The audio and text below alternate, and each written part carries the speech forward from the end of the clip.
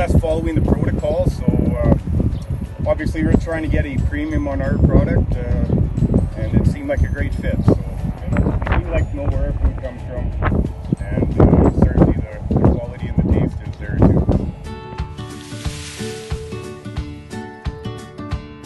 Chemicals and fertilizer were very expensive. Farming in the 90s was not very lucrative around here. Like, there was an awful lot of people that didn't make any money, were forced to sell the bag for the chemical company actually got the lands.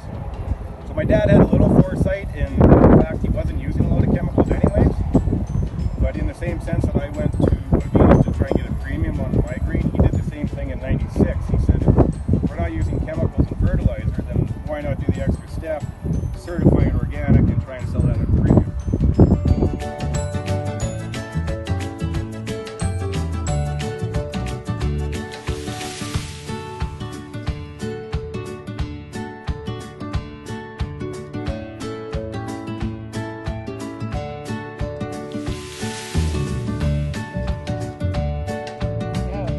Farms, we go for Avena Foods. We start with the seed in the spring.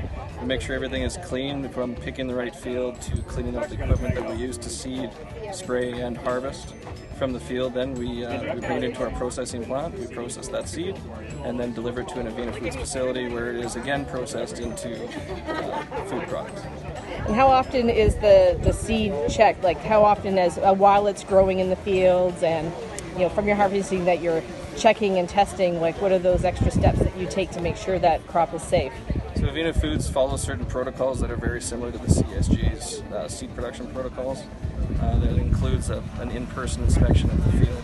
We do, it has to meet a certain grade before it gets delivered to Avena. Certain tests get conducted based on purity that we send samples into. Every single time that our guys are handling the seed, we ensure that the equipment that we're using is clean, so there's some internal checks that happen. Basic methods and procedures that we brought over from the seed production side to your Avena Food.